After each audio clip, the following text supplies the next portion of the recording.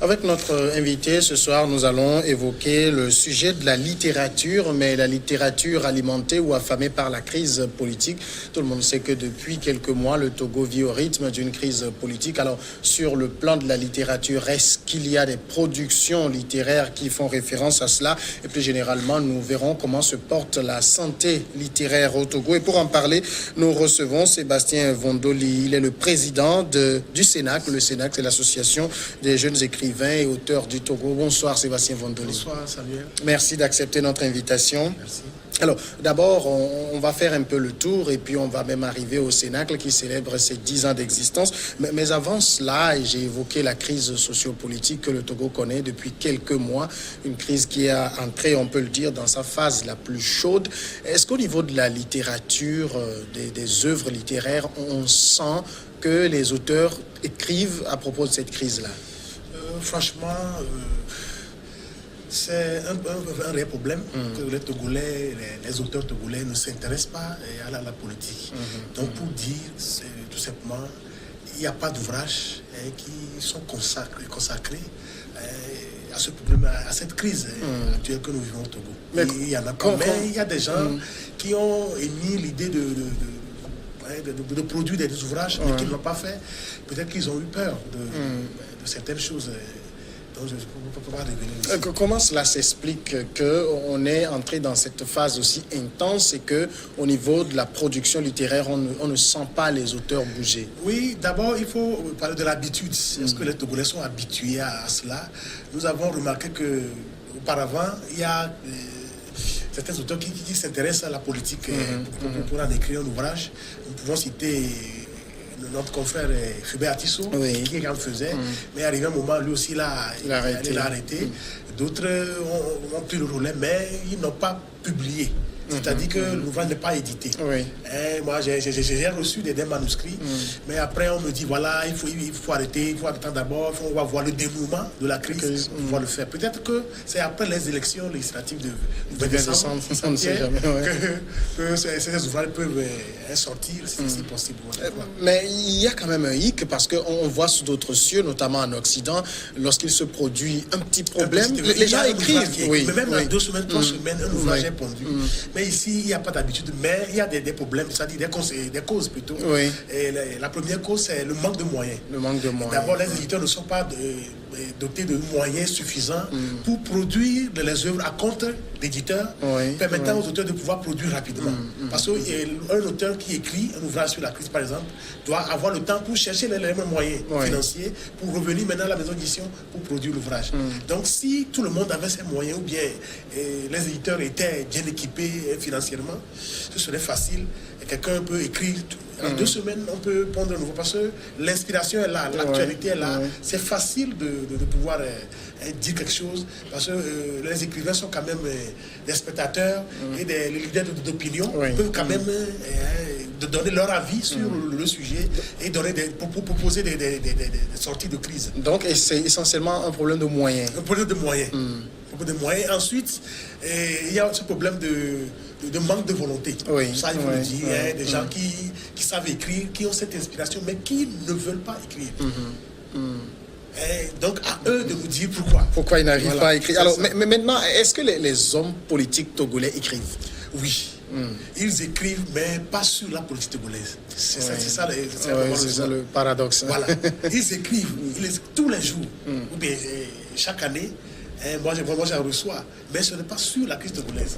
C'est très, très rare. Vous prenez par exemple le maître Kofigo, mais on peut dire que lui... C'est le seul qu'on connaît véritablement dans le domaine.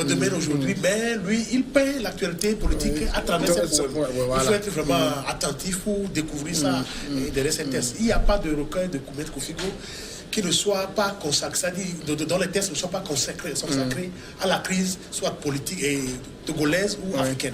Donc pour dire que lui, le fait mais des essais, des récits, des romans sur l'actualité aujourd'hui. Nous avons tellement de sujets. Aujourd'hui, il y a pas mal de sujets sur lesquels les Togolais peuvent écrire, les auteurs. Moi, je ne suis pas mis cette personne, mais d'abord, il faut le temps, les moyens et la volonté de le faire. Mais la question des moyens, ce n'est pas les hommes politiques qui vont évoquer ça. Ils ont de l'argent, ils peuvent le faire. Ils ont de l'argent et à leur niveau, c'est un manque de volonté. Ou peut-être ils ne sont pas libres. Puisque les activités politiques ne donnent pas le temps de pouvoir grignoter. À moins que la personne soit habituée à l'écriture nocturne, c'est-à-dire dans la nuit. Il écrit, voilà. Mais cette habitude n'est pas... Mais est-ce qu'on ne peut pas aussi dire que ce n'est pas de la culture même des hommes politiques africains de laisser des ouvrages à transmettre aux générations futures? Oui, normalement. Normalement, je peux plus dire que c'est un devoir. C'est un devoir pour un homme politique qui sait transcrire et mettre sur papier ce qui se passe dans son pays. C'est normal qu'il le fasse. Mais si on n'arrive pas à le voir, c'est pour dire qu'ils ont des raisons différentes. Voilà, je pense que le long de vos émissions, vous leur posez la question. Moi, je suis dans la littérature, mais je ne vois pas trop des gens qui consacrent leur travail littéraire à la politique. Sinon, on est vraiment inspiré chaque temps. Mais il y a aussi la peur. La peur de dire la vérité, d'être peut-être... je sais pas, persécuté ou insulté. Voilà, c'est ça. Alors, plus généralement, comment se porte la littérature togolaise? Je dirais très bien, à 95%. Aujourd'hui, là où nous sommes, la littérature se porte très bien. D'abord par sa floraison, c'est-à-dire il y a plusieurs productions, il y a plusieurs maisons d'édition qui naissent. Et vous voyez que certains auteurs togolais qui avaient peur de publier aujourd'hui ont cette volonté de pouvoir éditer. Parce qu'il y en a dont les ouvrages, les manuscrits datent de plus de 30 ans. Mais aujourd'hui, avec les animations que nous faisons autour de la littérature, ça permet, ça suscite de l'engouement chez ces derniers. Et tout le monde sort les manuscrits. Aujourd'hui, vous voyez, surtout sur le campus de l'Université de Lomé, des enseignants qui écrivent tous les jours. Les étudiants aussi qui écrivent. Donc, il y a un engouement que nous suscitons chez les ils écrivent, mais qu'est-ce qu'ils écrivent? Sur l'amour, généralement, sur les faits de société. Je prends par exemple notre confrère Radjoul Mohamedou, qui vient d'écrire sur un sujet très capital. Sexe faible, maillon fort. Voilà, sur la fistule obstétricale. Donc pour dire qu'il y a plusieurs sujets, nous sommes dans l'embarras. Mais chaque fois que nous avons cette inspiration, ça vient, on écrit. Mais est-ce que forcément les thèmes que choisissent ces auteurs togolais sont les thèmes les plus attrayants, ceux qui peuvent amener le public à lire? Je ne crois pas. C'est pourquoi les ouvrages dorment aujourd'hui dans les librairies. On peut avoir beau bien faire un ouvrage, mais si le contenu n'attire pas le public, d'abord le titre, la couverture et ensuite le contenu. Si par exemple, pour cet ouvrage, aujourd'hui c'est parce que il y a, je sais pas, des intérêts au niveau de la presse togolaise. Sinon, si on prend cet ouvrage, on fait la communication, ça va passer. Parce que c'est un problème, c'est un mal qui ronge nos mamans, nos soeurs et autres. Si on en parle, les gens peuvent quand même être délivrés. Pour dire que au niveau des sujets, il n'y a pas de sujet tabou. Mais les sujets qui peuvent attirer l'attention des gens, on n'arrive pas à les aborder. Alors, surtout, je pense que surtout la politique. Voilà, oui, ça semble être le sujet qui attire. Voilà, qui attire plus. Quand vous parlez de la politique, les gens sont... Tout le monde veut découvrir ce que vous avez mis là-dedans parce que c'est un sujet global. Chacun donne son avis. Toi, auteur, tu ne peux pas donner toute la vérité, mais tu peux dire quand même ce que tu as dit. Mais qu'est-ce qui maintient cette peur dans les auteurs togolais pour aborder la politique togolaise? Parce que quand on prend même l'espace médiatique, il est aujourd'hui libéralisé. Les émissions se font, on reçoit des gens qui disent tout et rien. Alors pourquoi pas dans les livres? Ah oui, je pense que c'est un problème c'est vraiment à décortiquer. Et je me rappelle, il y a des écrivains qui ont fait la prison au Togo. Ça peut inspirer certains auteurs aujourd'hui. Et si je prends Emmanuel Dogbe aussi qui avait fait la prison, parce qu'il a écrit un ouvrage politique, un record de poèmes, qui lui avait créé des problèmes. Et de vous à moi, je pense que le problème est au niveau de la peur. Cette peur vient du climat politique. Il y a la paix, il y a la démocratie, mais il y a des choses que si tu fais des choses aujourd'hui dans ce pays, ce n'est pas que le pouvoir ou l'opposition va vous faire quelque chose, mais il y a des individus, des citoyens qui sont, je sais pas, qui ont des mentalités vraiment bizarres, qui vous attaquent, non seulement sur l'internet, mais physiquement. C'est ça. Vous écrivez et après on rentre dans vos inbox, vous dites vous connaissez quoi plus que qui? Oui, aujourd'hui j'ai lu quelque chose sur WhatsApp comme ça, dans un groupe politique. dans un groupe WhatsApp. Et ça, malheureusement, ça ne vient pas forcément des politiques. Voilà, non, ce sont des citoyens et même des journalistes qui sont novices en la matière. Au lieu d'encourager les gens à s'intéresser à la politique. Parce que pour écrire un ouvrage politique, on n'a pas besoin d'insulter. Mais quand même... C'est une analyse. Une analyse objective d'une situation donnée. Il ne faut pas biaiser. Mais bon, peut-être qu'un partisan d'un parti politique peut quand même écrire et avantager son parti. Ça aussi, c'est un ouvrage. Mais il faut être objectif pour que la population soit attirée par... Le contenu. Mais alors, est-ce que plus généralement au niveau du public, de la population togolaise, on aime les livres? Pas tellement. Mais je peux vous dire que depuis une dizaine d'années, ce fléau est en train d'être, je ne sais pas, de quitter le Togo. Les gens aiment aujourd'hui le livre. Le livre, oui. Parce que en 2008, où moi j'étais déjà en formation de l'édition, lorsque vous appelez les gens à une dédicace, à peine 15 personnes peuvent arriver à la cérémonie. Mais aujourd'hui, les salles sont pleines, débordées. Les gens sont dans le couloir en train de vous regarder. Et les gens achètent les ouvrages. Mais j'ai remarqué quelque chose. Hors du pays, c'est le contraire. Les gens achètent vraiment les ouvrages. Quand vous allez dans les salons de livres, on achète des ouvrages. Aujourd'hui, je prends les exemples des foires, les salons du livre. Au lieu de permettre à ce que les auteurs puissent présenter leurs ouvrages et que le public les découvre, on ferme la porte à ceux qui sont dans la littérature. Et c'est seulement le manger, les kermesses, les concerts. Voilà, c'est ça. Que la littérature est le parcours de la culture. Vous voyez des foires qui sont animées où les étudiants s'enjaillent. On boit à plus de 10 000 francs par tête la nuit, mais on n'a pas 1 500 francs pour aller à la librairie acheter un ouvrage. Et on parle mal. Et on écrit mal. On massacre le français sur l'Internet. Surtout avec le phénomène des SMS, des messages WhatsApp. Voilà, donc pour devenir quelqu'un ou avoir de la matière pour pouvoir vivre ou bien évoluer dans la vie, il faut prendre le chemin du livre. La littérature, tout le monde n'est pas appelé à être écrivain, mais nous sommes tous appelés à lire. La lecture, je pense qu'avec les activités, les initiatives que nous prenons aujourd'hui, ça va arriver. Alors, la lecture, vous en parlez, mais est-ce que la lecture n'est pas avant tout un passe-temps? La lecture, normalement, n'est pas un passe-temps. Mais pour présenter, par exemple, un retraité, celui qui n'a plus rien à faire peut dire que c'est un passe-temps. Mais par exemple, un journaliste comme vous, et un enseignant, par exemple, un étudiant, un élève, il doit dire que la lecture est un passe-temps. On prend le livre, on le lit pour découvrir quelque chose. Mais c'est peut-être ce qu'on aborde en dernier, parce que tout le monde semble être beaucoup plus préoccupé par la survie quotidienne. Voilà. Et ce n'est pas le livre qui est la chose la plus importante quand on cherche à survivre d'abord. Mais aujourd'hui, ce n'est plus le cas. Parce que lorsque vous sillonnez, moi je le fais, vous sillonnez Lomé dans le week-end, vous voyez comment... Il y a la vie. La vie de Agoya, Mukafou, vous voyez les jeunes, même les grands, les gens qui sortent en famille et qui mangent le double de ce qu'ils mangent à la maison. Alors que le livre les nourrit plus. Peu de gens le savent. Ceux qui le savent évoluent. Ceux qui ne le savent pas. Donc, mais le livre est aujourd'hui comme quelque chose aussi réservé à une élite. Non, je ne crois pas.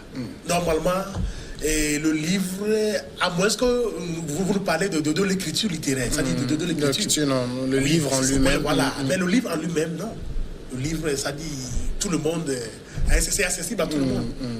Vous voyez? Et les œuvres littéraires aujourd'hui, les auteurs togolais, est-ce qu'ils ont, ils sont encouragés parce que dans les écoles, les œuvres togolaises ne sont pas abondantes? Oui, et il y a ce problème également que nous avons abordé entre-temps, lors d'une réunion avec les responsables du ministère de la Culture.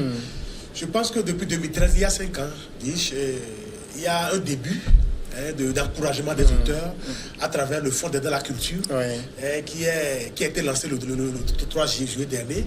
Et cela pousse les auteurs à faire sortir leurs manuscrits. Maintenant, dans les écoles, il faut que ces ouvrages soient présents. Soient présents, programmés. Mais voilà, il faut d'abord programmer ces ouvrages avant qu'ils soient là-bas. Mais aujourd'hui, je pense qu'il y a cet encouragement qui vient au niveau du niveau des enseignants. Eux-mêmes, ils prennent l'initiative de proposer les œuvres togolaises aux étudiants et aux élèves. Cela ne se faisait pas avant parce qu'on avait peur, c'est-à-dire on s'en tenait au programme de l'État. Ce qu'on vous a donné, les ouvrages vieux de plus de 100 ans, on continue de les maintenir au programme. Ce que nos arrière-grands-parents ont étudié. C'est ce que nous avons fait, nos petits frères, nos enfants, nos descendants. Non. Mais aujourd'hui, je pense, je parle en tant qu'éditeur pour ce moment parce que je me rappelle très bien que 3 de nos ouvrages ont été choisis par des professeurs de l'Université de Lomé qui ont posé aux étudiants. Et ça pousse les étudiants à venir acheter. Ce n'est pas l'achat qui est important, mais la valorisation de l'ouvrage de l'auteur. Cet auteur doit être connu dans l'établissement. Donc c'est un début d'encouragement. Et les auteurs togolais connus, est-ce qu'il y en a aujourd'hui? Il y en a. Peut-être, je vous évoquerai un Kani Alem Djolo par-ci, mais des gens au-delà de ça, je suis capable de vous citer peut-être 10 auteurs français, mais pas 3 ou 4 auteurs togolais. Ah bon, peut-être que vous ne les connaissez pas. Il y en a, bon, comme vous venez de me dire, il y a Kani Alem, nous avons Edé Maoumé. Bon, il y a la plupart de ceux que nous connaissons bien, ceux qui sont très reconnus, sont à l'extérieur, la plupart. Mais au Togo aujourd'hui, il y a, je crois, il y a des auteurs reconnus qui se font découvrir. Je peux parler de Togoata, Pedouama, le professeur. Je peux parler également de Edé Maoumé, lui aussi, et Sami Tchak, qui revient souvent au pays. Il y a Théoana Nisso, voilà, ainsi de suite. Pourquoi pas Configo, qui publie chaque année. Nous avons Steve Bojona, le diplomate. Nous avons Moïse Inandjo également, qui est au Tchad, mais qui est très actif sur le plan littéraire. Nous avons plusieurs personnalités qui écrivent et des auteurs qui... Est-ce qu'il y a un projet de salon du livre ou de foire du livre qui est en gestation? Oui, il y a déjà une foire du livre, foire internationale du livre de Lomé, qui, dans la première édition, s'est déroulée en 2017. La deuxième édition, c'est du 8 au 12 novembre prochain à Lomé, je crois, au niveau de Blue Zone Kakabeli. Donc, c'est un début de promotion. Ça pousse les gens à découvrir le vrai visage de la littérature togolaise. C'est très important de le souligner. Mais, à part cela, il y a d'autres événements comme les Lucioles Bleues, Festival Lucioles Bleues de Kani Alem et autres. Et puis, voilà, c'est fini. Le reste, c'est à l'extérieur. Voilà. Des États d'autres pays prennent en charge nos déplacements et autres pour venir à leur salon. Présenter les ouvrages togolais. Aujourd'hui, l'État togolais n'a pas d'événement propre pour notre pays, où on peut voir des auteurs discuter de la littérature togolaise ou bien inviter les autres à venir découvrir notre littérature. Il n'y en a pas. C'est ça l'un des problèmes aujourd'hui. Et c'est une faille. Un ministère de la culture. D'abord, on n'a pas de parler de culture. Nous avons, ça dit, d'événements qui rassemblent les écrivains. Et maintenant, lorsque les écrivains eux-mêmes, les acteurs littéraires, arrivent à initier un événement, l'accompagnement n'est pas comme on le veut. Ce sont des partenaires extérieurs qui viennent à l'aide pour la réalisation de ce genre de projet, ce qui n'est pas normal. Donc aujourd'hui, nous exigeons que, nous voulons que le Togo, ou bien l'État togolais, ait un événement salon du livre. Il faut aller à la philo, la foire internationale du livre de Ouagadougou, il faut penser quelque chose. Il faut aller à Montréal et autres pour voir comment ça se fait. Très important. Nous devons avoir un événement de l'État togolais et prise en charge par l'État togolais. Il y a des partenaires, la francophonie est là pour financer ce genre de choses. Alors, peut-être le tort qu'on peut peut-être donner à l'auteur togolais généralement, c'est que quand il y a une sortie de livre, on n'en fait pas un événement. Comme on le voit sous d'autres cieux, je rappelle par exemple actuellement l'ancien président français est en tournée de promotion pour son livre. On a un livre qui est sorti sur Donald Trump qui s'est arraché comme de petits pains. Ici, pourquoi il n'y a pas cette promotion quand il y a un ouvrage, quel que soit le domaine, qui sort? Oui, d'abord, il y a ce problème également c'est-à-dire l'amour pour le livre au niveau de la population et ensuite le manque de moyens au niveau des éditeurs et des auteurs pour pouvoir faire la promotion. Pour faire la promotion, c'est de l'argent.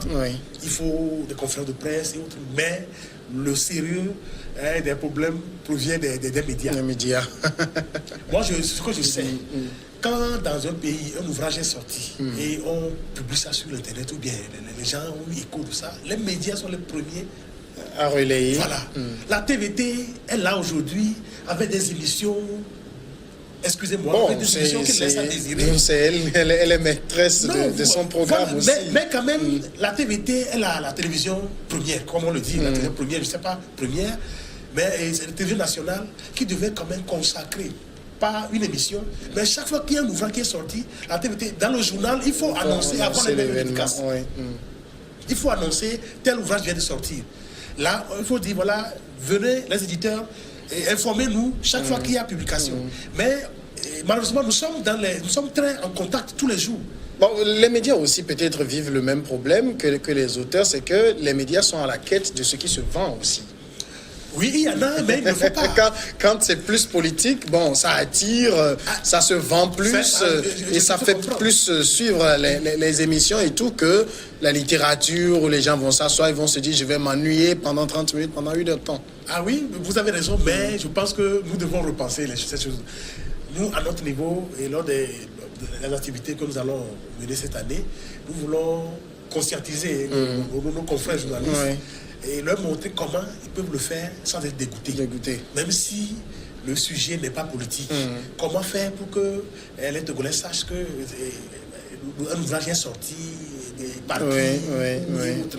Donc c'est un travail de longue haleine. Alors maintenant, il faut dire que les journalistes ont une tâche vraiment lourde à abattre. On va venir maintenant au Cénacle. Je l'ai dit, c'est 10 ans derrière le Cénacle, un petit bilan. Oui, le Cénacle, qui est l'association des écrivains, et à 10 ans, le 30 août est passé, et un bilan satisfaisant. Parce que nous avons réalisé des projets auxquels nous-mêmes nous ne croyons pas. C'est-à-dire avoir les moyens pour aller ouvrir une bibliothèque dans un établissement scolaire, faire des dons d'ouvrages, mener des activités pour pouvoir inciter les gens à la lecture. On n'y croyait pas à la première année, en 2008.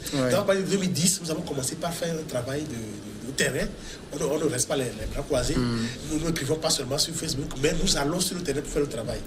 Là, vous pouvez même demander aux FAT. Oui, les forces armées, j'allais en venir.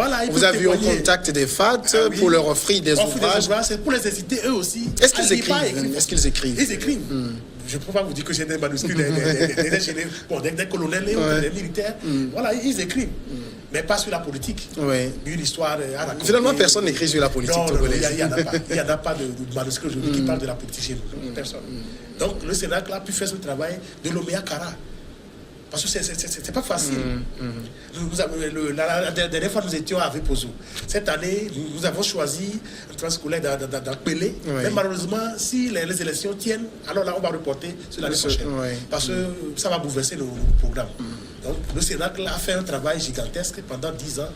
Ça a été 10 années faciles? Pas facile. Pas facile. Surtout, comme je l'ai toujours dit, c'est les moyens qui manquent. Parce que sans la francophonie et certains partenaires, on ne pouvait pas tenir. Et le reste, je ne peux pas dire que c'est moi, mais les membres du Sénat eux-mêmes ont donné du sérieux, la volonté, des cotisations. Nous dépensons des sommes colossales et c'est après qu'on s'en rend compte. On fait des projets, c'est-à-dire, lorsque vous voyez aujourd'hui, dans une manifestation, vous voyez des personnalités, autres personnalités avec nous. Ce n'est pas parce que je suis ami avec eux ou quoi que ce soit. C'est parce que ces personnalités ont vu en nos projets du sérieux quelque chose. Et nous les appelons à toujours nous accompagner. Et c'est le moment de remercier la francophonie qui nous a toujours soutenu depuis 2010, financièrement parlant. Alors, on voit souvent à vos côtés l'ancien Premier ministre Edem Kodjo, l'ancien Premier ministre Joseph Kokoko Figo. C'est les deux plus grands amoureux de la littérature qu'on a au Togo. Je ne crois pas. C'est parce que, bon, ils sont trop, je ne sais pas, ils s'intéressent trop à ce que nous faisons et à la littérature parce qu'ils aiment le livre et ils soutiennent quand même nos actions. Il n'y a pas que ces deux personnalités. Il y a de tout dernièrement Maître Agboibo qui écrit. Il n'y a pas que des anciens premiers ministres avec vous. C'est un honneur pour nous. Donc au début, Ils ne pensaient pas faire cette promotion. Mais nous les avons incités à le faire. Pas seulement eux. Vous prenez le ministre des Affaires étrangères, Robert Doucet, vous prenez certains ministres de l'enseignement supérieur et nous les incitons souvent à venir nous rencontrer à travers nos activités pour le faire. Il y a des personnalités qui aiment la littérature, mais qui se cachent. Oui. Voilà. Au niveau du Sénat, quels sont les projets pour l'avenir? Pour l'avenir, nous comptons construire d'abord un grand siège pour nous-mêmes. Commencer par construire des écoles, ou bien équiper des écoles déjà construites par l'État. Parce que nous avons déjà commencé par faire de dons de livres. Parce que si vous voyez dans les écoles, il n'y a pas de bibliothèque. Des ouvrages vieux. Là où les entreprises... Nous renouvelons, voilà, soit on renouvelle la bibliothèque, soit on en crée. Donc ce projet, nous voulons continuer pour que nous atteignions tout le Togo. Mais c'est aussi ça, ce que vous relevez, c'est qu'il n'y a pas de bibliothèque dans les écoles, alors que c'est là-bas que le livre doit être valorisé. Voilà. Donc pour dire que lorsqu'on vous demande de lire, si on ne vous donne pas un outil, vous ne pouvez pas le faire. C'est pourquoi nous avons jugé utile d'aller vers les écoles. Nous choisissons, c'est au choix. Personne ne nous appelle pour dire voilà, venez. Non, on ne reçoit pas de candidature. C'est nous-mêmes qui choisissons l'établissement scolaire selon nos moyens et nous allons vers eux pour aménager une salle, voilà, et l'équiper. Donc pour dire que c'est une nécessité. C'est une nécessité. Est-ce que la littérature togolaise a de beaux jours devant lui? Oui, bien sûr. Bien sûr, notre littérature a un avenir vraiment serein, un avenir radieux. Parce que si vous voyez aujourd'hui,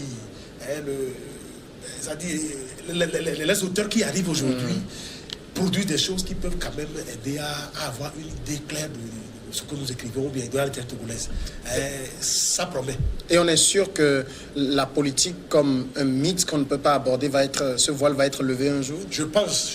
Peut-être que ça va commencer par moi. Qui sait? Dans les années à venir, ça va commencer. Oui, parce que bon, ça va commencer par moi peut-être. Ou bien par vous qui êtes ici. Parce que les journalistes aussi peuvent écrire. Ils peuvent écrire, bien sûr. Il ne faut pas seulement parler de l'actualité politique, il faut écrire. En consacrer un ouvrage. Sébastien Mondoli, merci d'être passé dans cette émission. Merci beaucoup.